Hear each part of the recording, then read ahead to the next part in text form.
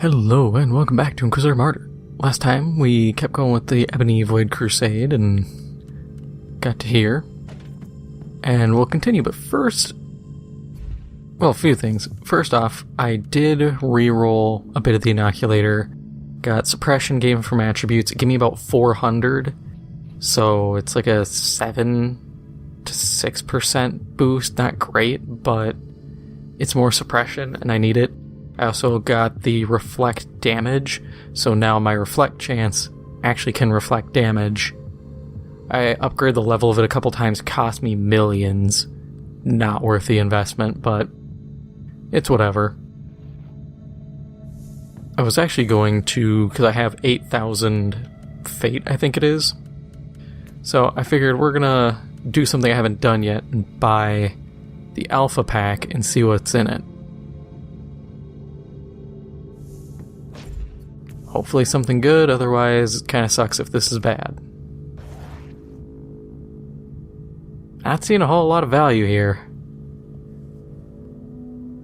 Signum of Oppression. It's too high a level for me, so we'll just toss it in the pile of things to maybe hold on to.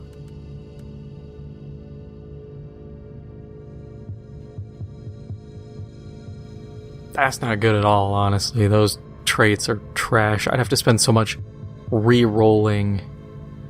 Supreme Physical Resistance and Exposed State, I have to roll that out. I don't even think I can.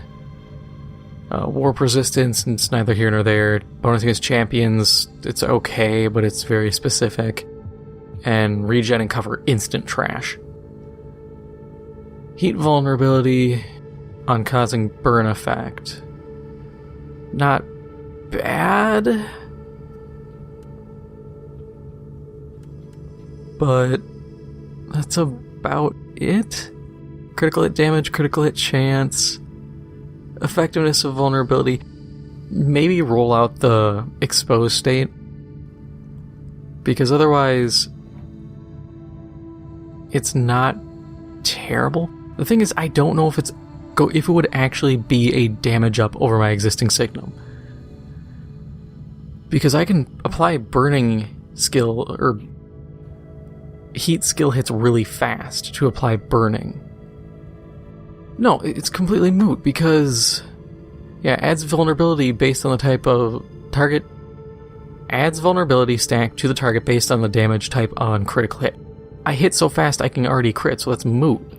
I'd be doing it for the 17% effective boost to vulnerability. That's a waste. Feared enemies, instant trash. Okay, so those... At least that one was not worth 500 fate. It's kind of a scam. Let that be a lesson to you. You're probably better off just running missions. But I did it, so you don't have to. Let's go do missions again. And it'll be... actually this one.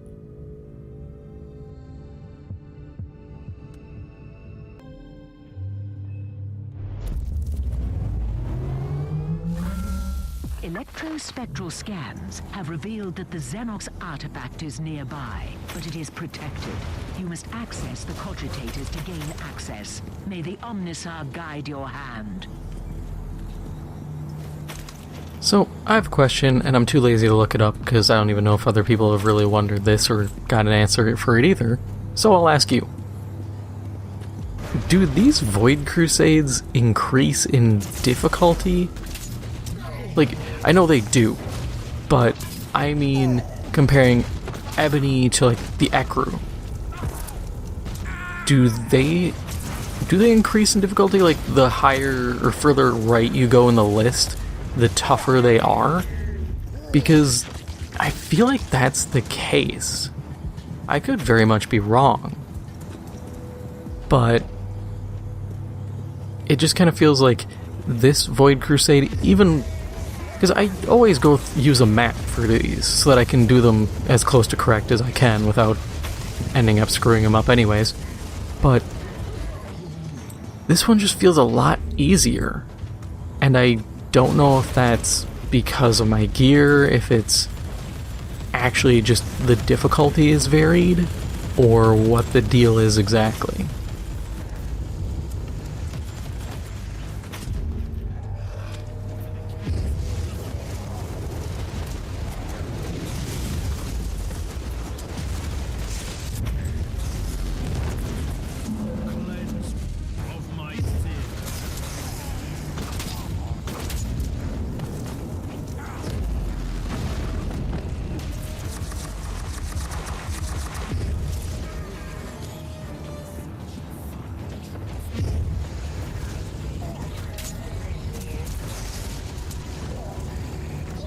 Yeah, that one Signum would have been a waste, just getting the vulnerability.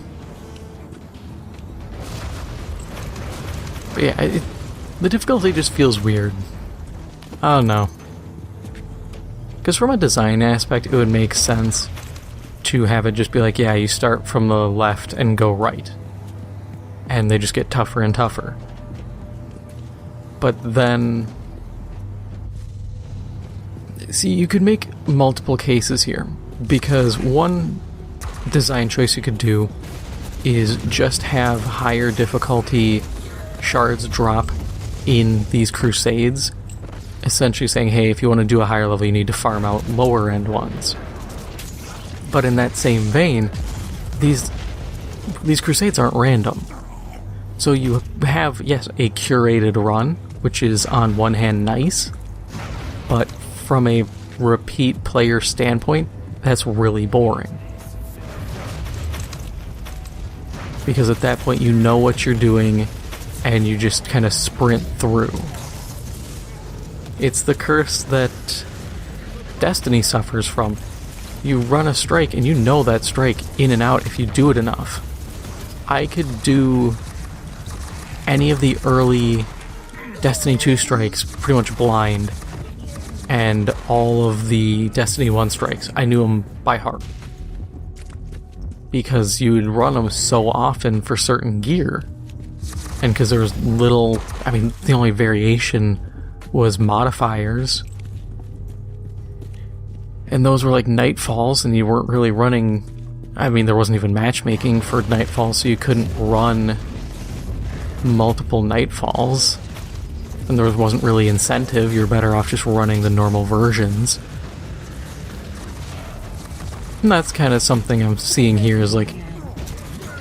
that you could do complete randomization, but I think that would... it could run into problems in terms of difficulty.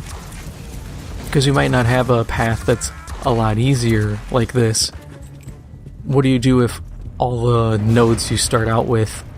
like, if you're guaranteed no level change in your first two nodes, what if the next two are both guaranteed +2s because of just how it rolls? Well, that's kind of bad. That's a really rough thing.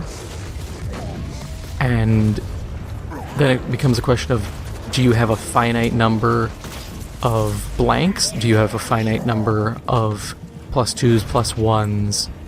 How do you have it? Because if you have a theoretical infinite number of +2s, a theoretical infinite number of blanks, you could either have a run that potentially is no difficulty variance at all, or you could have one that is all +2s.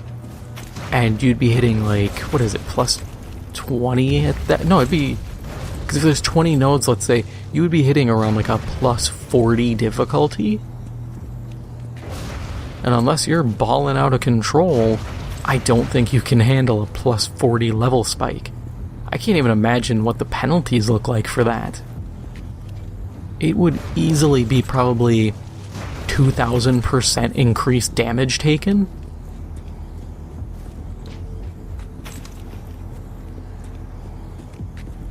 Either way, it's not good. So you'd have to kind of rein it in, and it effectively becomes something where you have to do a curated run.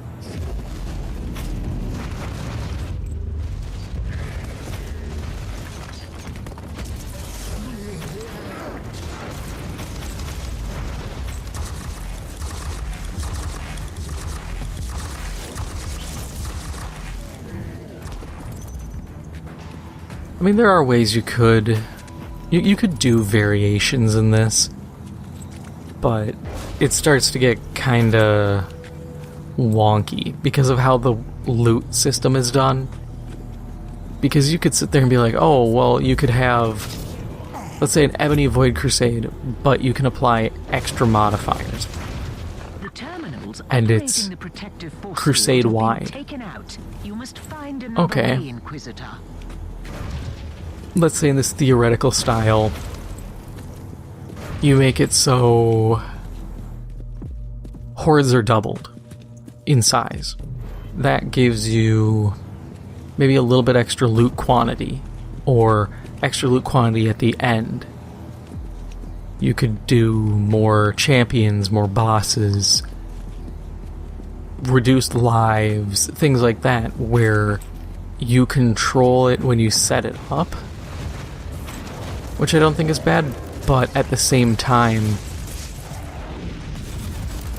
if I could sit here and just be like, oh no, there's more hordes. Hordes are nothing for me. Those are trash mobs, and that's free loot then, if all I have to do is beat down on some trash mobs, and they in fact essentially give me more health and resources at that point because I can get more shield off trash. And I know for a fact people would farm it, because if it's just flat out more loot quantity, well, if you have high enough quality boosters, you're probably going to get some good stuff off of just a ton, because you're doing rolls individually. There's a lot of questions. A lot goes into this kind of stuff when you really start to break it down. Because there's a lot of ways you could have things go wrong, or you could easily abuse systems.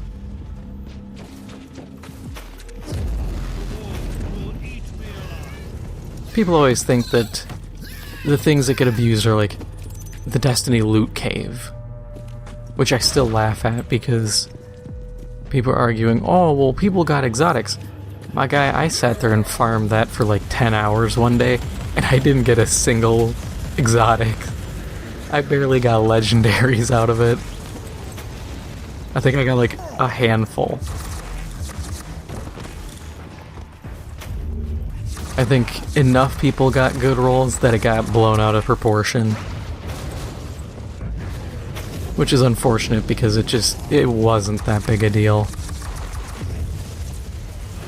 That was one of the few times I ever saw there to be actual community, like, building.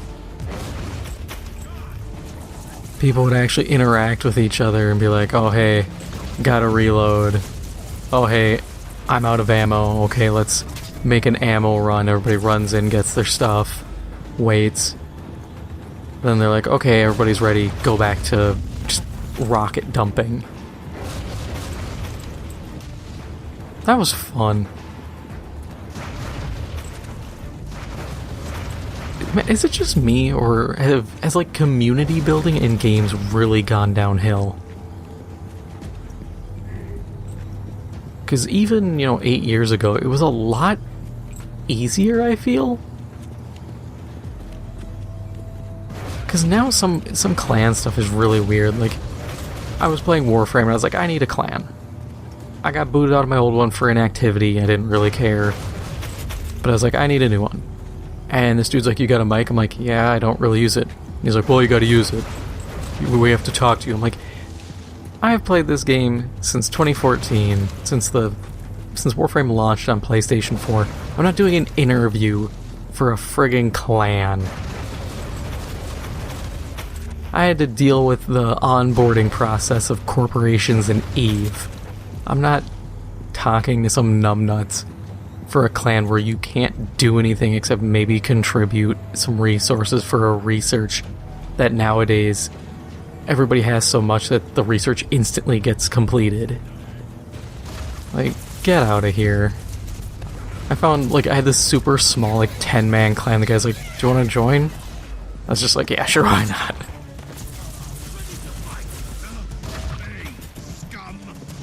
I didn't really care about size. All I cared about was just having a clan so I could go to my dry dock for my ship. If people need help, I'll help. I don't really care. But, community building, it's gotten, I think, worse. It's like I've seen how many games at this point, how many MMOs or pseudo MMOs were 95% of the content. They're like, yeah, you can do this solo. I'm thinking, what's the point of MMOs if you're just gonna turn the game into a solo experience? I get it.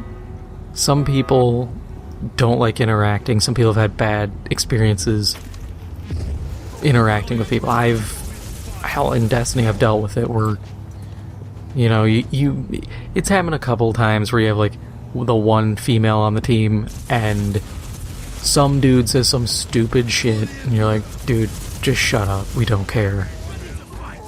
Like, oh, make me a sandwich. It's like, dude, shut the hell up, nobody cares. It's a woman, grow up. But like 9 times out of 10 we don't even get that. And I understand, like, if you get that, especially because I remember the old Call of Duty days, like every time there would be a woman in a lobby, you'd hear that same line. And I get that would get irritating, especially because it's not even creative. You know, if you're going to insult someone, at least get some new material. But it's like, I get problems with that, but a lot of times you don't really see that in some games. And when it comes to community stuff like that, that's entirely based on the game. You can go onto GTA Online and hear the most out-of-pocket things just getting launched over the, like, server chat, and you're just sitting here like, what the hell is going on? I have heard stuff from Madden games that, oh man, you would be thinking it's a COD lobby. People talk some wild trash. But then, you know, Warframe, never hear anybody. Destiny was a couple times out of, you know, when I stopped playing, like 2019. So out of 5 years, I can count the number of incidents on my hand. Oh, nice.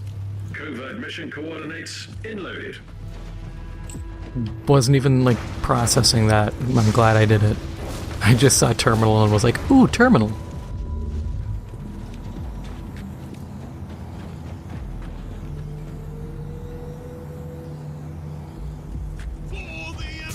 But yeah, I just want community stuff. It was fun. You'd actually meet people, or at least interact with people and have a fun time.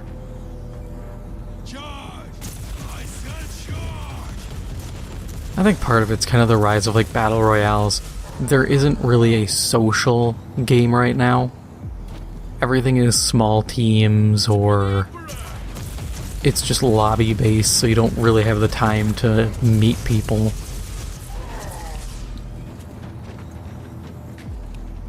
The only things that really exist anymore are EVE, Final Fantasy, WoW. And I'm not getting into WoW. That game has enough problems that, having played Final Fantasy 14, it's like I'm not going to the downgrade. I don't know how WoW has gone this long without housing. How do you not have player housing in an MMO in 2022? How do you have that in 2016? The objectives have been met. The Xenox artifact is now in Inquisitorial custody. Praise the Omnisar. Ready to fight. I'm underneath them.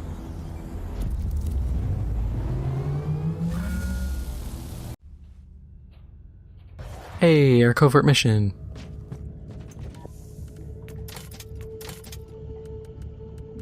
What's this biomantic sword look like? Not that good. I can make a case for experience gain, but not on a 4 slot, and especially a melee weapon.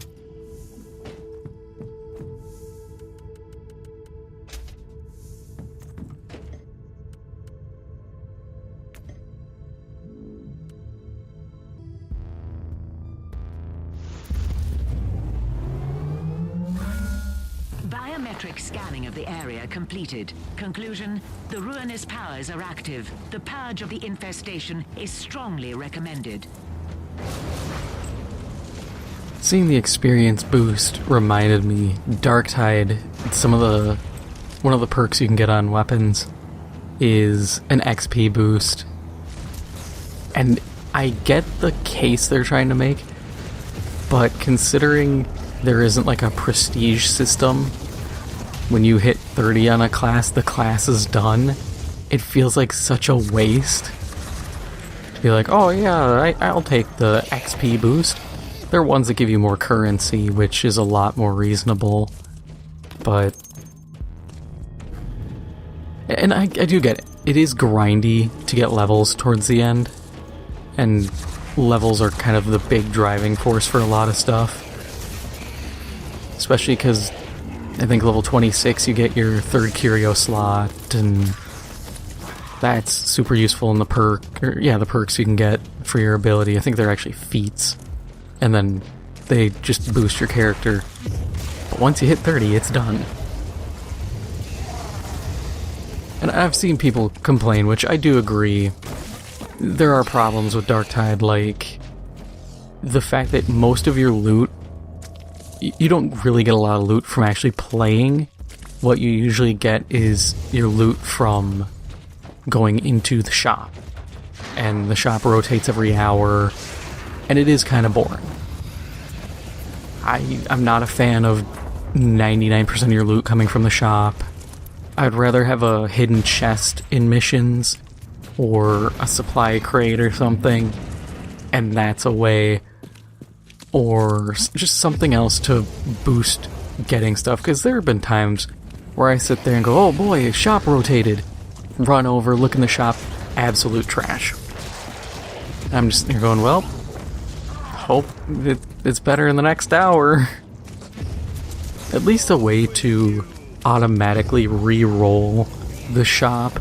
Even if you have to pay a little bit, I would rather pay like 2,500 credits per re-roll and just keep cycling it. You can let it sit and keep the next re-roll. Because what I do is have that, and then when you go into the shop, it still has the every hour resets. Even if you re-roll it, it still operates under the same hourly timer. And then I make it where if you're in the shop at the moment it rolls over, it doesn't roll over until you leave the shop. Because I've seen people where they're like, yeah, I found this cool weapon, and just when they're about to buy it, the shop reset. So they lost it because it was like the last 5 seconds. Contamination neutralized. And I get that. That is annoying. But I just like getting loot. It's so much more fun to find it than to just get currency and go, okay, time to go to the shop. Beep boop, hit the shop. The Auspex readings are fascinating. The gas is clearly lethal. Perhaps you should keep your distance.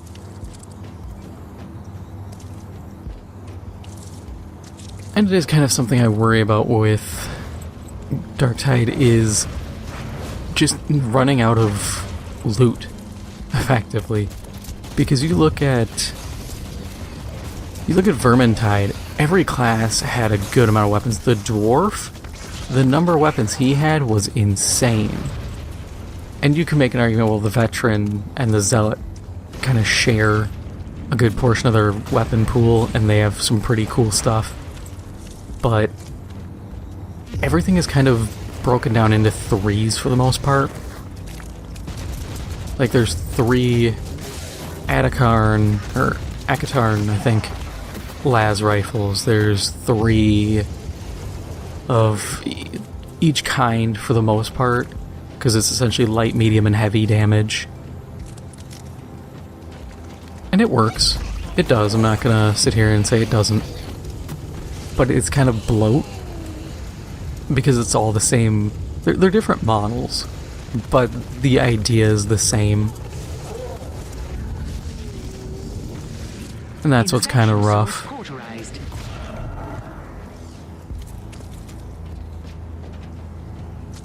Honestly, a mission like this in Darktide would be fun.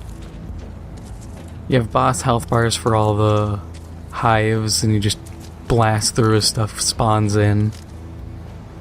There's a lot of potential.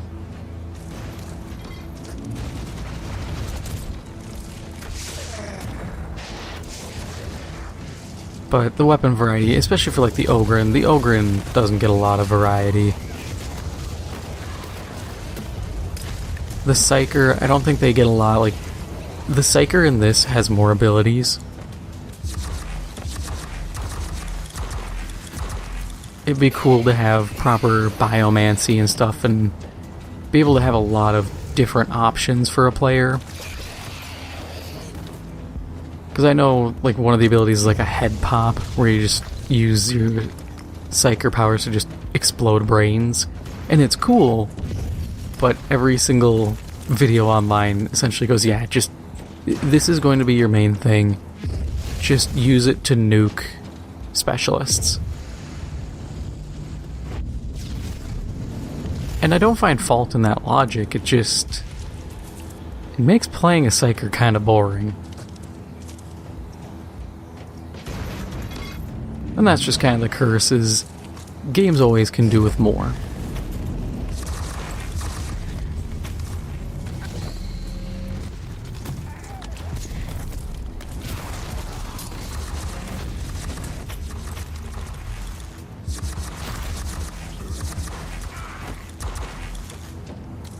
I didn't even try on that, I just walked in, I was just like, eh.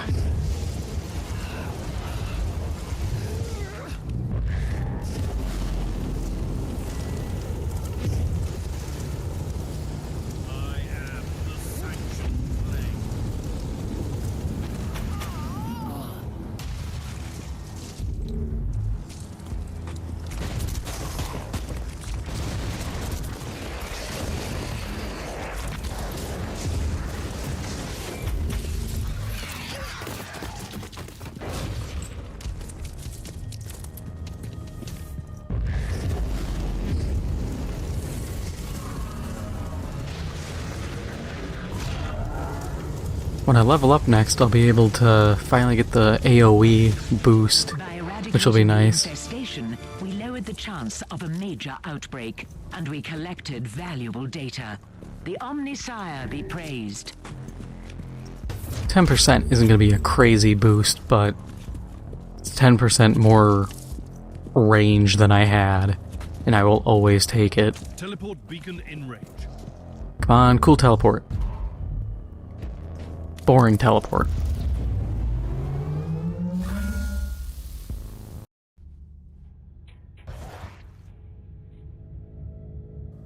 Okay, so that's, once again, nothing major. But we just got a couple more missions. We have to knock out, like, these two. There's only a few more spots that I'm worried about, but realistically, this will be +1 to the difficulty. And if I'm looking at this map right,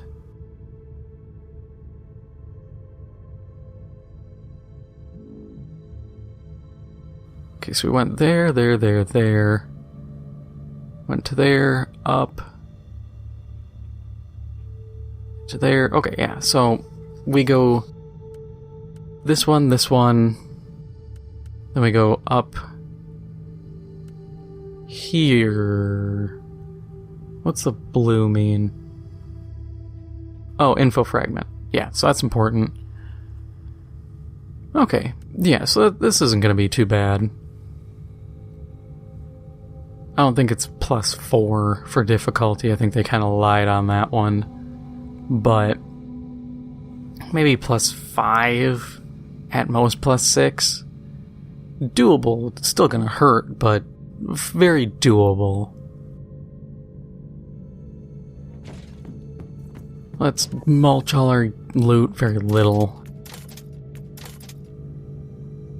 Hey, damage boost. That might be worth putting in. I don't know. I'll probably use it, why not? I have a handful of those in storage. But that is all for now.